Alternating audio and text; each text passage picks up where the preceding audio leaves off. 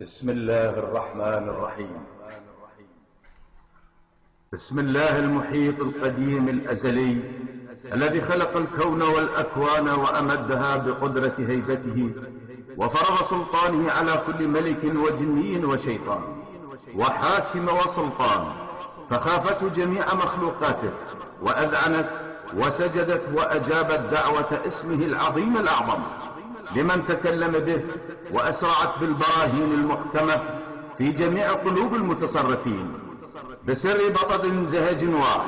أقسمت عليكم أيها الملائكة العلوية والأرواح الروحانية الشريفة الزكية الطاهرة خدام هذه الأسماء الطاهرة للواحد الأحد